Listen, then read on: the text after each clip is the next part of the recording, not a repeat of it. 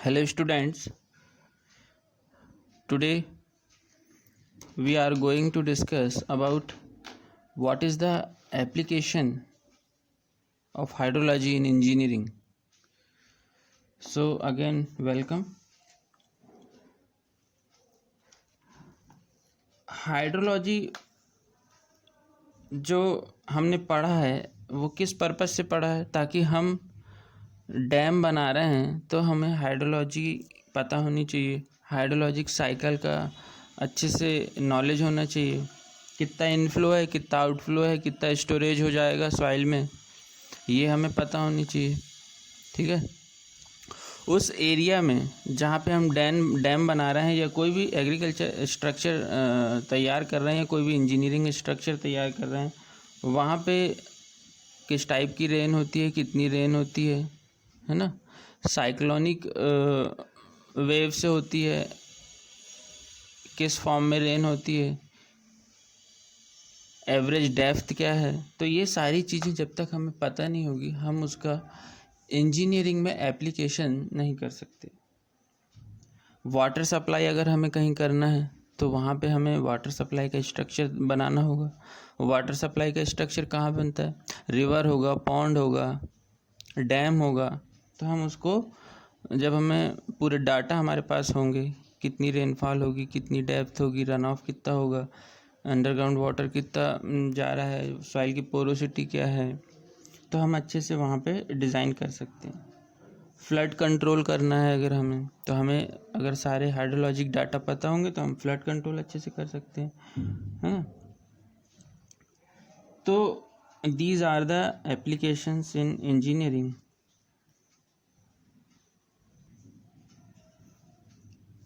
और यदि कोई प्रोजेक्ट हम हाइड्रोलॉजी का कंप्लीट करना चाहते हैं तो we should keep this point in our mind, that is reservoir अगर हम बनाना चाहते हैं तो उसकी कैपेसिटी ऑफ स्टोरेज क्या है ना, और magnitude of flood flow to enable safe disposal of the excess flow. मैंने बताया कि कितना रेनफॉल हो रहा है उसके अकॉर्डिंग हम जान पाएंगे कि कितना वहाँ पे रन ऑफ होगा, और रन ऑफ होगा तो हम उसके बेसिस पे ये पता लगा पाएंगे कि वहाँ पे फ्लड फ्लो कितना हो सकता है। ठीक है, द मिनिमम फ्लो का भी हमें पता होनी चाहिए कि मिनिमम फ्लो कितना होता है। मिनिमम फ्लो किससे पता चलेगा, वहाँ के मिनिमम रेनफॉल डाटा से, और भी बहुत सारी चीज़ें, रन ऑफ से, है ना, सॉइल टाइप से, वेजिटेशन कवर से, वहाँ मिनिमम फ्लो मैक्सिमम फ्लो पता चलेगा उस पर्टिकुलर कैचमेंट का।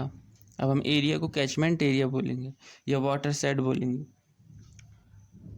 Quantity of flow available at various season, है ना, ये पता होना चाहिए हमें कि अलग अलग सीज़न पे वहाँ पे कितनी क्वांटिटी ऑफ वाटर अवेलेबल है, या वहाँ पे कितना फ़्लो होता है। जैसे समर सीज़न में ले लें तो वहाँ वाटर फ्लो कितना है, रेनी सीज़न में अगर हम पता करें तो वहाँ पे वाटर फ्लो कितना है, विंटर सीज़न पे कितना है। तो अलग अलग सीज़न पे हमें उसका डाटा पता होना चाहिए।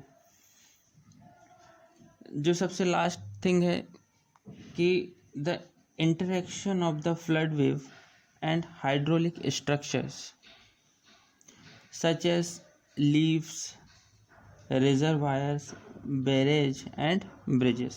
मतलब इंटरेक्शन फ्लड वेव और हमने जो स्ट्रक्चर बनाया उनके बीच में इंटरेक्शन पता होनी चाहिए हमें।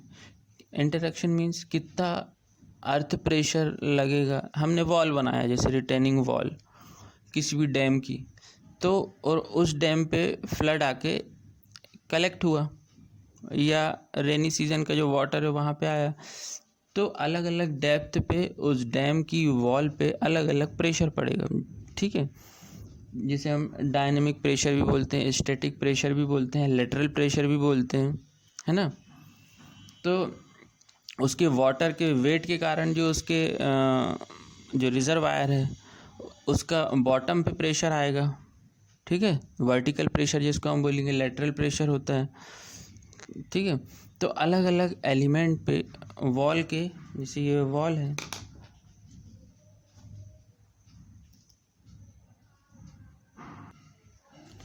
ये अगर मान के चलो हमारा वॉल है डैम की,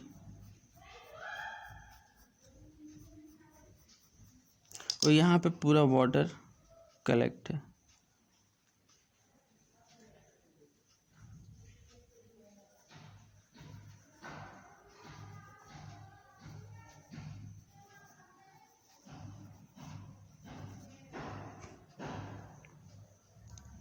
और ये बॉटम, तो इस वॉल पे ये जो वाटर है, या हम बोल दें फ्लड वेव है, जो यहाँ पे फ्लड वेव्स आएंगी, तो फ्लड वेव और इस स्ट्रक्चर के बीच में इंटरेक्शन हमें पता होना चाहिए कि इंटरेक्शन कैसा है।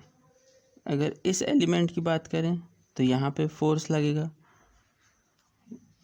इस वॉल के इस एलिमेंट की बात करें तो क्या होगा, यहाँ पे एक वर्टिकल फोर्स लग, कितना फोर्स लग रहा है वो अलग अलग डेप्थ पे डिपेंड करेगा, ठीक है। अगर डेप्थ इतना है तो यहाँ कुछ और प्रेशर लगेगा, मान लो H1 डेप्थ है, यदि डेप्थ हम H2 ले लें तो इस एलिमेंट पे अगर हम बात करें तो यहाँ पे कुछ और प्रेशर क्रिएट होगा, और हम नीचे जाएंगे तो प्रेशर कुछ और क्रिएट होगा। तो इस वॉल का इस फ्लड वेव के साथ रिएक्शन हमें पता होना चाहिए, ठीक है, यदि हम किसी प्रोजेक्ट को करने जा रहे हैं, हाइड्रोलॉजिक प्रोजेक्ट को। और भी बहुत सारी चीज़ें हैं, जैसे वर्टिकल प्रेशर हो गया, वर्टिकल प्रेशर भी ये लगेगा यहाँ पे, ठीक है। वर्टिकल प्रेशर है, सीपेज कितना हो रहा है ये हमें पता होना चाहिए। इस वॉल से हम सीपेज भी रखेंगे, नहीं तो ये स्ट्रक्चर रप्चर हो जाएगा। तो हम क्या करते हैं, डैम बनाते समय यहाँ पे होल बनाते हैं, ऐसे होल, ताकि ये वाटर का होल बहुत माइनर होता है, ताकि सिर्फ सीपेज हो सके, ऐसे वाटर का माइनर सीपेज। उससे क्या होगा, सीपेज होगा तो इस वॉल पे ज़्यादा जो लेटरल फोर्स है वो ज़्यादा नहीं होगा, और अगर लेटरल फोर्स कम हो गया तो ये वॉल की लाइफ बढ़ जाएगी और ये वॉल रप्चर नहीं होगी। जब हम होर्डिंग्स लगाते हैं तो देखा होगा आपने, एयर के कारण अगर होर्डिंग पे छोटे छोटे होल ना कर दिए जाएं तो होर्डिंग क्या हो जाएगा, पूरा उड़ जाएगा हवा में। अगर तेज़ हवा चली कभी तो पूरा होर्डिंग उड़ जाएगा। तो इसीलिए हम बड़े बड़े जो होर्डिंग्स लगाते हैं उस पर हल्के हल्के माइन्यूट होल करते हैं, इसी के कारण, ताकि वो एयर पास हो जाए इसमें। तो इसीलिए जब भी हम डैम बनाते हैं तो यहाँ पे भी सीपेज होता है, थोड़ा थोड़ा हम ऐसे डिज़ाइन ही करते हैं कि हल्का हल्का सीपेज हो, ताकि यहाँ पे जो लेटरल प्रेशर जो जनरेट हो रहा है इस वॉल पे, ये कम हो सके, हम इसको कम कर सकें, ठीक है।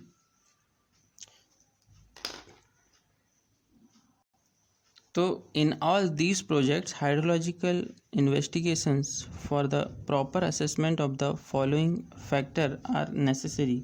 कौन कौन से फैक्टर हैं, सबसे पहले हमने बताया था the capacity of storage structure, हमें पता होना चाहिए।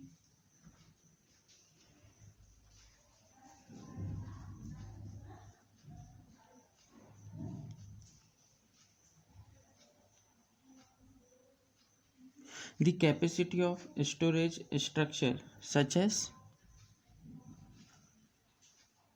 डैम या रिजर्वायर, हम कोई भी ले सकते हैं।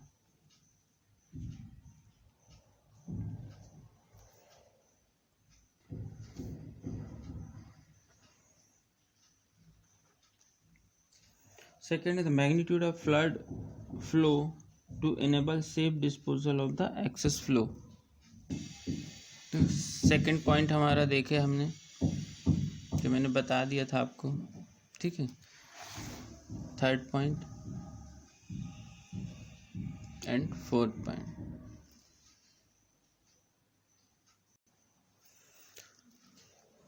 मैनी इम्पॉर्टेंट जो प्रोजेक्ट हैं वो कभी कभी फेलियर हो जाता है, कभी फेल हो जाते हैं। तो उस फेल होने के पीछे क्या रीज़न, हम फेलियर स्ट्रक्चर किसको कहेंगे, अगर हमारा प्रॉपर असेसमेंट नहीं हुआ हाइड्रोलॉजिक साइकिल का या हाइड्रोलॉजी का उस पर्टिकुलर एरिया में, उस पर्टिकुलर कैचमेंट में। तो कभी कभी हम जो रिजर्वायर बनाते हैं, लेवीज बनाते हैं, बैरेज बनाते हैं, ब्रिजेस बनाते हैं, वो फेल हो जाते हैं। तो किस टाइप के फेलियर्स होते हैं वो हम देखते हैं।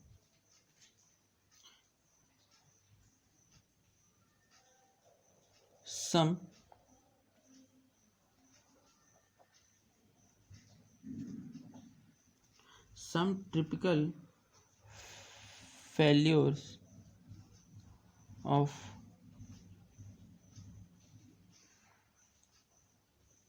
hydraulic structures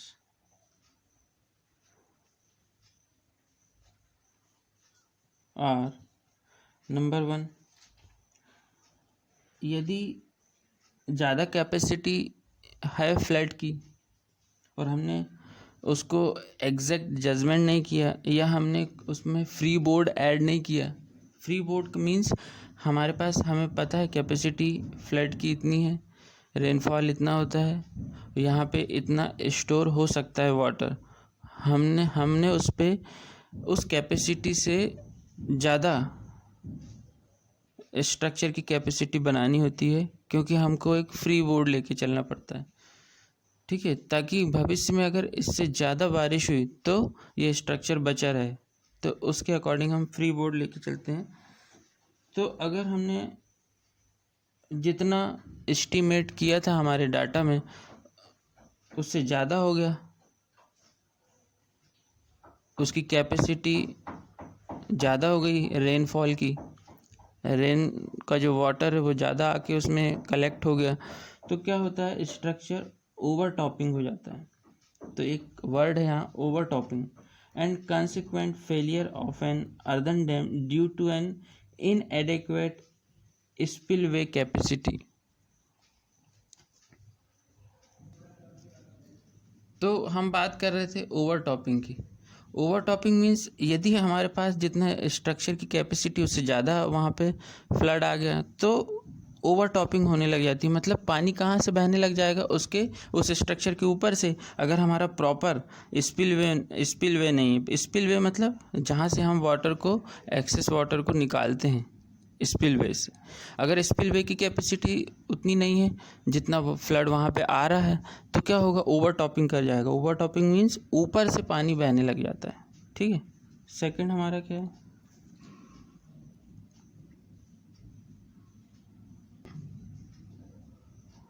failure of bridges and culverts due to excess flood flow. ये तो सिंपल है, साफ समझ में आ रहा है। थर्ड हमारा क्या है,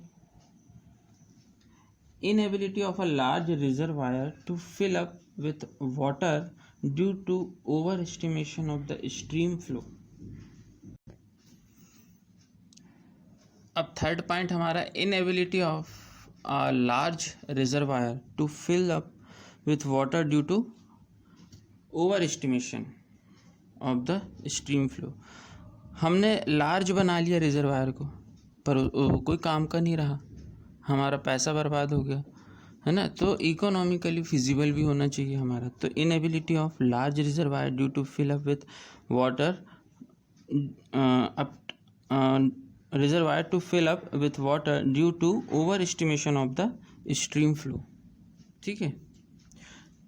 तो ये जो फेलियर हैं, ये हम इसको हाइड्रोलॉजिक फेलियर भी बोल सकते हैं, हाइड्रोलॉजिक फेलियर बोल सकते हैं, ठीक है।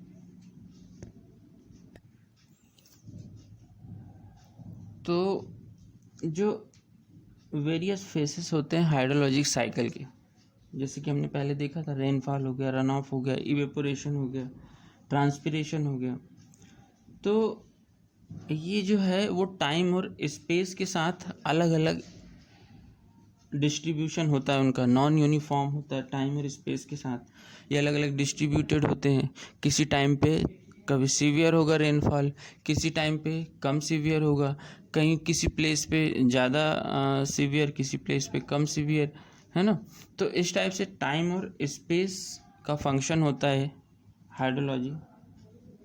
और practically all hydrologic phenomena are complex, बहुत ही जटिल होता है। And at the present level of knowledge they can at best be interpreted with the aid of probability concept। हम एक्यूरेट हाइड्रोलॉजिक साइकिल का मेजरमेंट नहीं कर सकते, ये कितना फ्लड आएगा कितना नहीं आएगा। हम पास्ट डाटा से, पास्ट 10 ईयर 20 ईयर उनके डाटा कलेक्ट करके हम आज का एस्टिमेशन लगाते हैं कि इस वर्ष कितना होगा, या अगले आने वाले 5 साल या 10 साल का एस्टिमेशन लगाते हैं। पिछले 10 या 20 साल के रिकॉर्ड से हम आने वाले 10 साल या 5 साल का एस्टिमेशन हम हाइड्रोलॉजिक डाटा का लगाते हैं, क्योंकि ये एक्यूरेट नहीं होता, ये सिर्फ प्रोबेबिलिटी के कॉन्सेप्ट पे बेस्ड होता है। हम सिर्फ इसकी प्रोबेबिलिटी बता सकते हैं, एक्यूरेसी बहुत कम होती है। ये जो हमने एप्लीकेशन देखे थे, हमने इरिगेशन पर्पस से, है ना, वाटर सप्लाई कहाँ पे, जैसे municipal and industrial water supply होता है, ठीक है, municipal and industrial water supply होता है, ठीक है। हम यहाँ पे और ऐड कर सकते हैं इस पे कि डिज़ाइन ऑफ हाइड्रोलिक स्ट्रक्चर पे इसका एप्लीकेशन हो सकता है। तो 5th के बाद यहाँ पे हम 6 लिखते हैं, design of hydraulic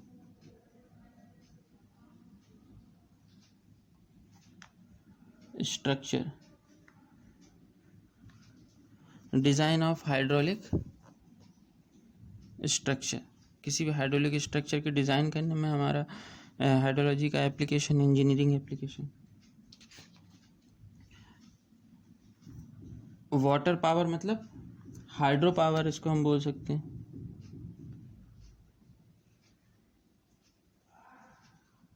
flood control करने में हमारा एप्लीकेशन हो सकता है इसका, इरोजन एंड सेडिमेंट कंट्रोल की भी एप्लीकेशन 7th नंबर का हमारा पॉइंट हो जाएगा, इरोजन एंड सेडिमेंट कंट्रोल और पॉल्यूशन अबेटमेंट।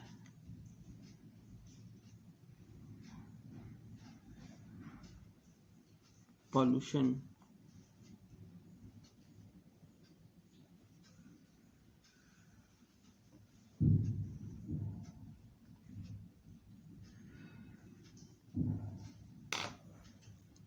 तो हमारे ये 8 पॉइंट के अलॉन्ग हम इसको लिख सकते हैं। अगर हमारे एग्ज़ाम में अगर पूछा जाए तो अगर हमको इसके अलॉन्ग लिखना रहा तो आप कैसे लिखेंगे इसको, एक बार और डिस्कस कर लेते हैं। जैसे डिज़ाइन ऑफ हाइड्रोलिक स्ट्रक्चर पे लिखना है हमको, तो क्या लिखेंगे इसमें? तो जो डिज़ाइन ऑफ हाइड्रोलिक स्ट्रक्चर है ये रिलेटेड टू स्पिलवे की डिज़ाइन हो सकती है, डैम की डिज़ाइन हो सकती है, कलवर्ट हो सकता है, हाईवे ब्रिज हो सकता है ना, रेलवे का ब्रिज हो सकता है ना। तो इनकी डिज़ाइन ये हाइड्रोलिक स्ट्रक्चर में आता है। तो इसमें हम क्या कंसीडर कर सकते हैं? एक तो 3 इसके पार्ट हैं जिसको हमको कंसीडर करना चाहिए, hydraulic design, hydraulic structure design, hydrologic design और हाइड्रोलिक डिज़ाइन। 3 चीज़ है इसमें, मेन पार्ट है इसके। कौन सा? एक है हाइड्रोलॉजिक डिज़ाइन, हाइड्रोलिक डिज़ाइन और स्ट्रक्चरल डिज़ाइन। अब अपन बात करते हैं कि हाइड्रोलॉजिक डिज़ाइन में क्या क्या आता है, हम उस पर क्या डील कर सकते हैं हाइड्रोलॉजिक डिज़ाइन में। इसके अंदर हम बात कर रहे हैं हाइड्रोलॉजिक डिज़ाइन जो होता है वो होता है estimation of the quantities of water to be handled at the site of the structure. कितनी क्वांटिटी ऑफ वाटर हम हैंडल कर रहे हैं वो हाइड्रोलॉजिक डिज़ाइन पे डिपेंड करेगा। Specially their time distribution, time of occurrence and frequency of occurrence. कितनी तेज़ बारिश हो रही है, कितनी सीवियर है, तो उसको हम फ्रीक्वेंसी ऑफ अकरेंस बोलेंगे, ठीक है। फ्रीक्वेंसी ऑफ अकरेंस मीन्स कितने बार हुई बारिश इस पर्टिकुलर टाइम पे, फ्रीक्वेंसी कितनी है उसकी सीवियरिटी कितनी है, कितने टाइम तक हुआ, टाइम ऑफ अकरेंस हमें पता होना चाहिए, उसका डिस्ट्रीब्यूशन पता होना चाहिए कि किस एरिया में कितना हुआ, इस पर्टिकुलर एरिया में कितना, ये एक लार्ज वाटर शेड है तो उसको हम स्मॉल छोटे छोटे पार्ट में डिवाइड करें तो हो सकता है कि उसके किसी पार्ट में ज़्यादा तेज़ बारिश हुई हो, उसके किसी पार्ट में कम बारिश हुई हो, है ना, किसी पार्ट में कम टाइम पे हुई हो, किसी पार्ट में ज़्यादा टाइम तक बारिश हुई हो, कहीं पे बहुत तेज़ हो रही हो, कहीं बहुत धीमे हो रही हो, कहीं पे हो ही नहीं रही हो। ठीक है, तो उसका डिस्ट्रीब्यूशन कहते हैं इसको। तो टाइम डिस्ट्रीब्यूशन है ना, time of occurrence, frequency of occurrence. Hydraulic design provides the best suitable shape and section of the structure. हमको हाइड्रोलिक डिज़ाइन अगर हम करते हैं तो वो शेप और स्ट्रक्चर का सेक्शन हमको उससे पता चलता है। हाइड्रोलिक डिज़ाइन मीन्स हमको शेप कैसे रखना है हमारे स्ट्रक्चर का। ठीक है, उससे क्या होगा कि हमको स्टेबिलिटी पता चलेगी और safety against the water pressure. जैसे कि मैंने बताया कितने टाइप के प्रेशर लगते हैं रिटेनिंग वॉल पे, डैम की वॉल पे, तो उससे स्टेबिलिटी होनी चाहिए प्रेशर से सेफ्टी होनी चाहिए, हैं, एंड अदर प्रेशर्स, दूसरे भी प्रेशर उसमें पड़ते हैं। तो हाइड्रोलॉजी एक बहुत इम्पॉर्टेंट रोल प्ले करती है किसी भी स्ट्रक्चर की डिज़ाइन करने में। जैसे हम एग्जांपल ले लें, यदि हम डिज़ाइन कर रहे हैं रेल और हाईवे ब्रिज या कलवर्ट्स डिज़ाइन कर रहे हैं, है ना, their cost add up to considerable amount in the total cost of the transportation system. It is not possible to design all of them to withstand the severe most and rare floods. तो ये मैं आपको notes दे दूँगा इसके सभी के, ताकि आपको इजी पड़े, आप लिख सकें और अपने खुद के नोट्स बनाएं। Thank you students.